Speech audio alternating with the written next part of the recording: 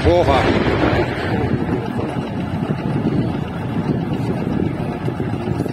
Máte paneláky, to by vybité, nie?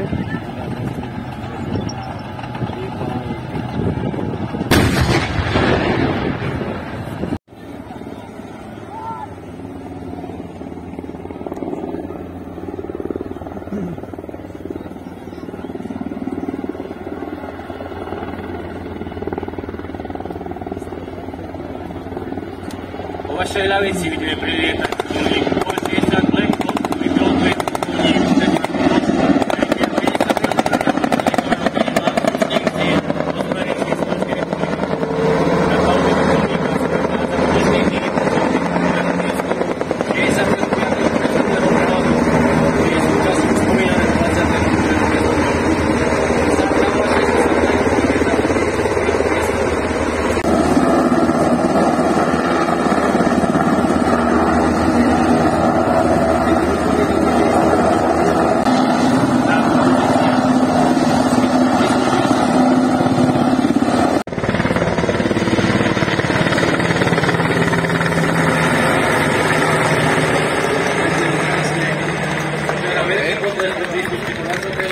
Tretí výstrel z húfnice Zuzana.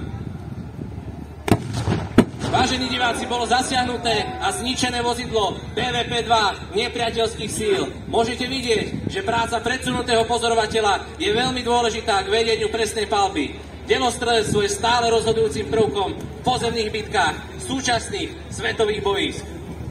Delostrelecká jednotka ukončila palebnú úlohu zo svojho palebného postavenia a podarilo sa jej zasiahnuť a zničiť stanovený cieľ. Jednotka vlastných síl sa momentálne...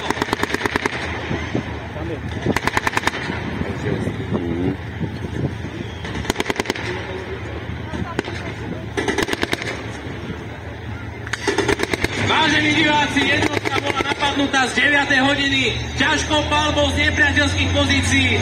Veliteľ čaty vyhodnotil smer, z ktorého prikázal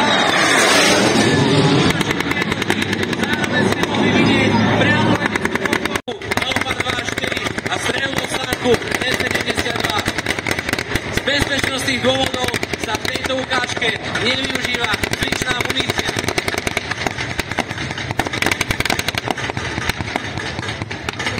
Prekonaniu protitankovej priekopy nevyššej kážkou a zvolil optimálny nájazd.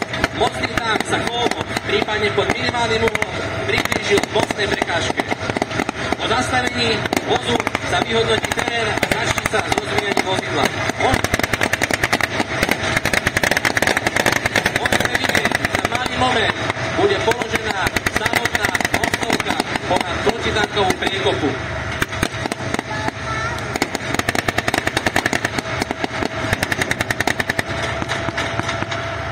Rýchlosť tanku je 50 km a dojazd bez prídavných súdov je 500 km.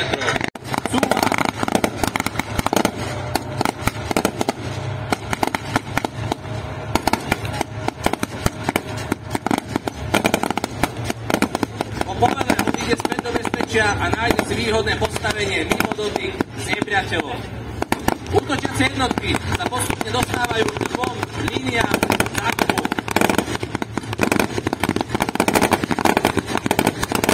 V tomto momente dostali pokyn k prekonaniu systému zátaras. Môžete vidieť vozidlo BVP-2, ktoré bude prechádzať po rozloženej mostovke. Vážení diváci, držte palce vodičovi, aby sa mu podarilo prekonať položenú mostovku. Pripomínam, že samotný prechod cez mostovku je náročný ako pre vodiča, tak aj pre veliteľa. V bojovom vozidle môžete sedieť buď v bojovej polohe, alebo v pochodovej. V pochodovej polohe vozidla von a všetko vidí vlastnými očami, avšak bojovke vidí len cez priestory a má obmedzený výhľad. Vážení diváci, v tomto momente vidíte mostný tank MT-55, ktorý sa vracia do tyla vlastných síl.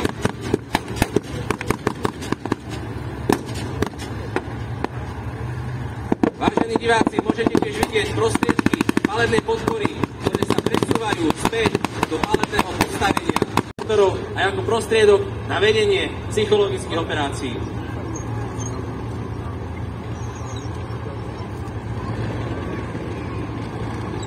Každý pohyb je starostlivo koordinovaný.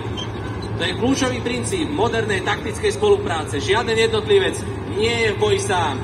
Zákop, ktorý vidíte pred sebou, nie je len výkop zemi, je to obranná línia, logistické centrum, ale aj východiskový útočný bod. V moderných podmienkach je často vybavený pevnými opornými bodmi 100-metrových hodín na rôznych typov vrtuľníkov.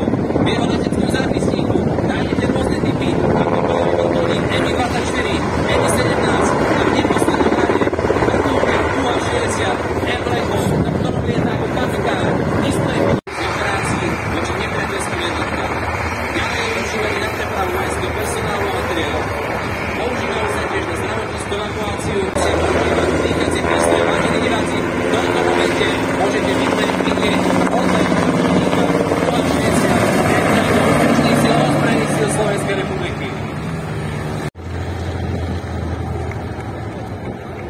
Mohli sme vidieť, že vlastné jednotky dobili nepriateľské obranné postavenia.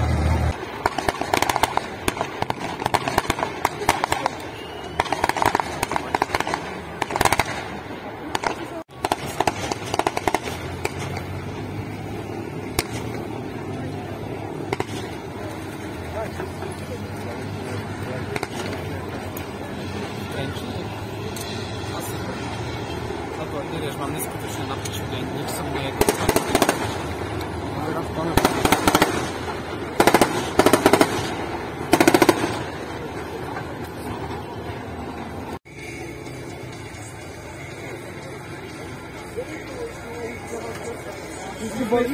Nie, my sme bijú.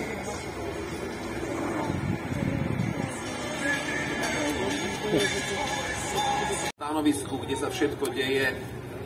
Musíme nájsť miestečko, aby sme čo najviac a najlepšie videli a mohli vám komentovať, akú ukážku je, tak trošku vysvetlíme. Keďže ide o naozaj posledné týždne vojny, ide tým pádom o obdobie, keď sa nemeckého Wehrmachtu sú nedelo SU-100, tank T-34-85, legendárnu IS-2 a ďalšie ľahšie vozidlá, točky, jeepy, niektoré z nich ako majú zavesené delostrelecké prostriedky, v tomto prípade 45 mm tankových kanón. Takže túto pasáž môžeme vnímať ako zaujímanie odstavenia mechanizmu sovietskou jednotkou, ktoré sa podarilo prielomu. Nechce sa práve ďalej ktoré na zemi pokúšajú o protiútok vedený vojakmi zbraní SS. Kto máte ďalekohľady alebo lepšie oči, vidíte, že jeden z vojakov má na chrbte. Sovietská pechota sa pod dojmom nemeckej presily skahuje z obsadených pozícií. Samozrejme k tomu prispievajú aj nálety nemeckej Luftwaffe.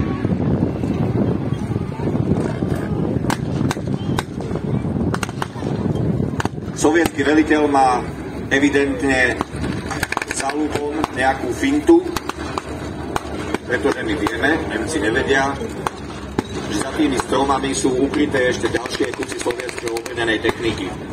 Pripomínam, že Červená armáda rokov 44-45 už bola takticky úplne niekde inde ako Červená armáda rokov 41-42, kedy každý jeden ústup znamenal minimálne vojenský súd, v tom horšom prípade trest popravčiu v čatu pre veliteľa jednotky, ktorý svoju jednotku stiahol z boja.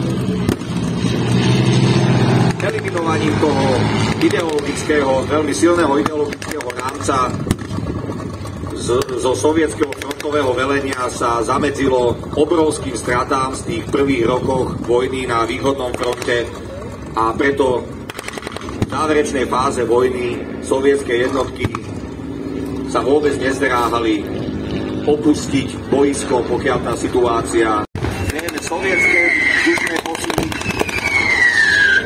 zároveň medzi nemeckými vojakov vybuchujú aj projektily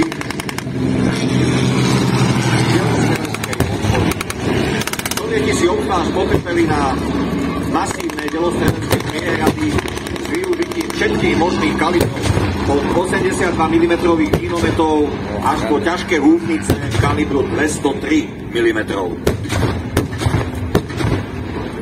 Môžeme už hovoriť v tom čase, že boli jednotlivé jednotky zosynchronizované, napríklad letectvo s pešikmi, s delostrelectvom, s tankovými prúdovými lietadlami, ako boli Messerschmitt 260 a Schlausen, prípadne prúdové bombardéry Arado 234. Ale pozrieme sa aj na zem, pretože Sovieti posádka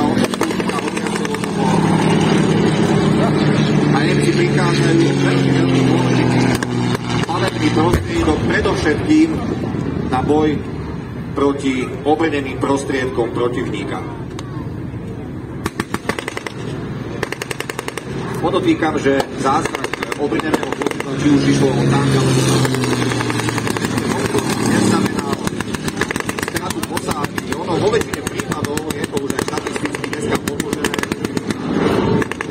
Posádka zhruba na 70% aj viac mala šancu prežiť zničenie svojho vozidla maximálne s nejakými ľahšími zraneniami.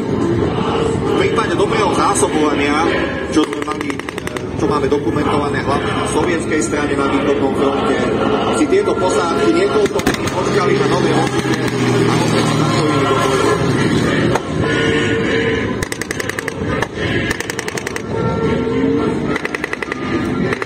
Sovieti zaútočili svojim samovidným dielom, ale už vidíme, že do priestoru sa nasúva IS-2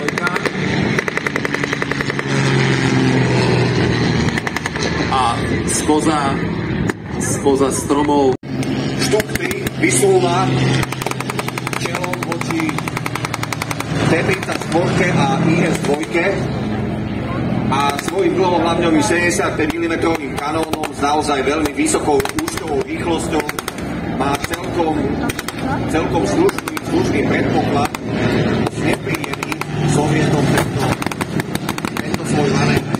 Zároveň si môžeme všimnúť, že Sovieti so svojimi dvomi tankami a samohybným dielom sú trošku akčnejší, tie ich stroje viacej manévrujú aj musia, pretože ako už povedal zakladateľ, otec modernej tankovej techniky, generál plukovník Heinz Guderian, tanky nesmú stáť, tanky sa musia baviť.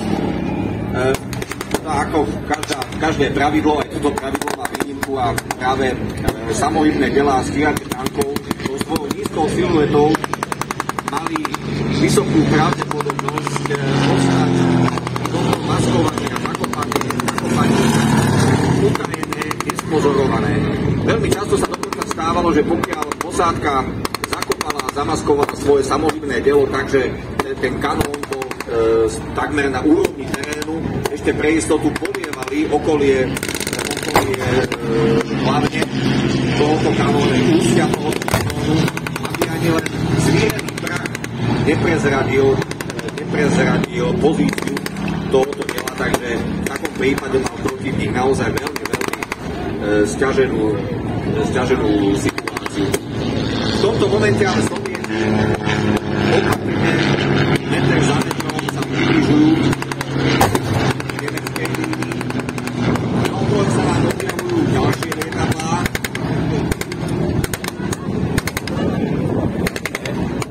Vidíme tam invázne pruhy. Čierne hviezdy na modrom podklade, to môže byť len United States Air Force. To, čo netučili ani Nemci, ani Sovieti, aj americká armáda sa priblížila k Labe. A kde sú lietadlá, tam bude niekde na blízku aj pechota a obredené jednotky. A Nemci asi začínajú tušiť to najhoršie, dostávajú sa do prieky.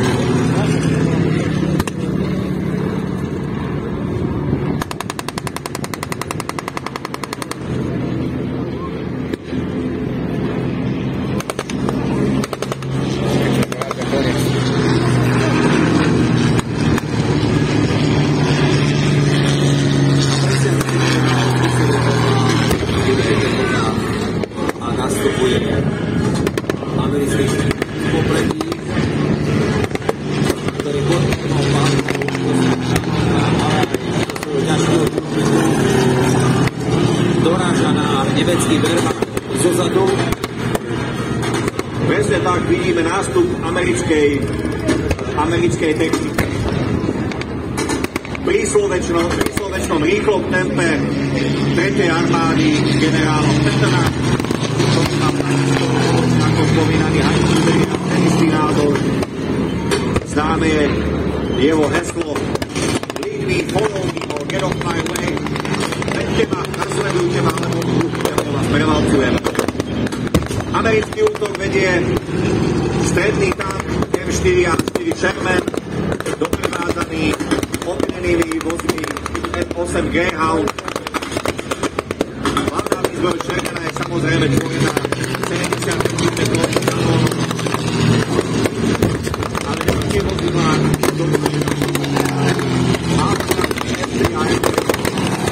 sú veľmi silne vyzbrojené guľometmi Browny. A to je práve zjemné americkú taktiku vytvoriť naozaj veľmi polskú palebnú prevahu a prinútiť protivníka hľadať ochranu kade ľahšie. Niekedy sa už naozaj dostávajú do nezávidenia hodnej situácie.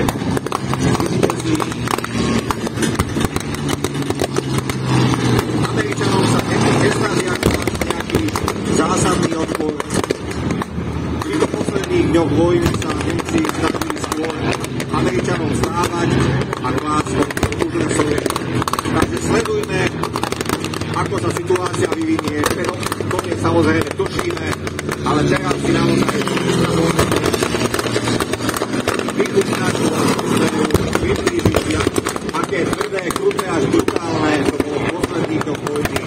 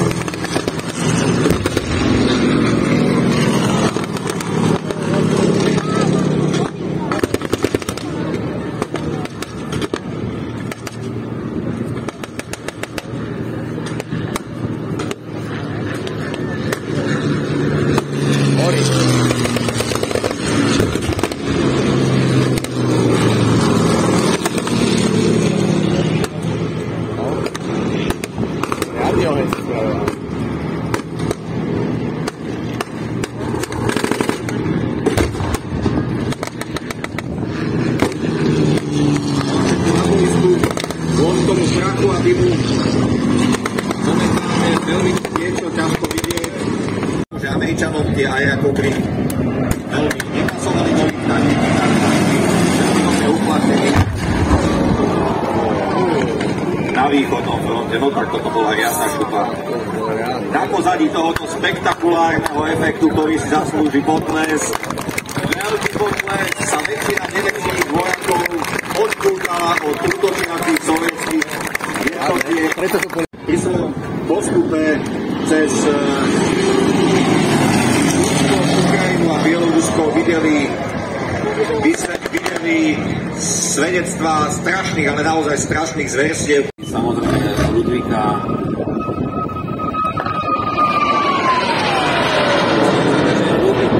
Povedz nám o tom niečo viac. 500 kilometrov.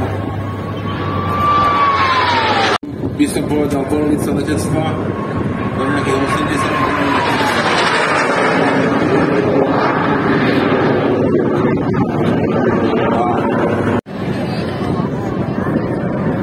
Tak, históriu strieda moderná súčasnosť a v aréne už máme CV90-120. Pozeráte sa na tank od BAE systém, po ulicách hmotnosti konvenčných hlavných bojových tankov, kde vážili 60 až 70 tón, ponúka CV